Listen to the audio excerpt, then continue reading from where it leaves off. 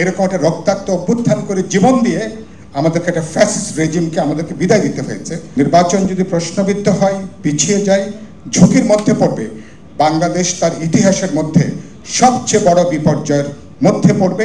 গত 3টা নির্বাচন যদি তামাশায় পর্যবেসিত না হতো তাহলে আমাদেরকে অভ্যুত্থান করার প্রয়োজন হতো না। আমরা এক যাত্রায় যদি 100-তে 100 নাম্বার স্কোর করতে চাই, আইডিয়ার দিক থেকে, চিন্তার দিক থেকে এটা খুবই ভুল চিন্তা।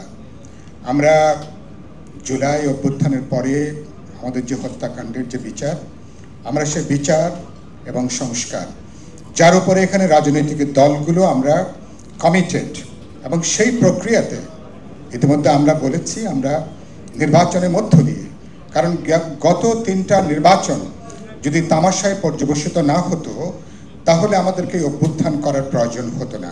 অর্থাৎ আপনি নিয়মতান্ত্রিকভাবে 5 বছর পর পর সরকার পরিবর্তনের সুযোগটা বন্ধ করে দেওয়া হয়েছিল বলে এরকম একটা রক্তাক্ত অভ্যুত্থান করে জীবন দিয়ে আমাদেরকে একটা ফ্যাসিস্ট রেজিমকে আমাদেরকে বিদায় দিতে হয়েছে।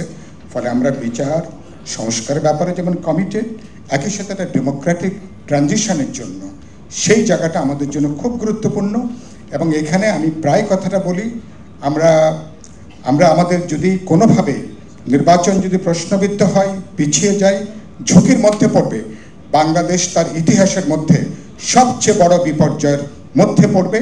এবং একটা আফ্রিকান সিনড্রোম, যেটা বাংলাদেশকে অনেক একটা অকার্যকর জায়গায় নিয়ে যেতে চান অভ্যুত্থানের পরে, এরকম ফাঁদে আমরা কেউ যেন পা না দিই।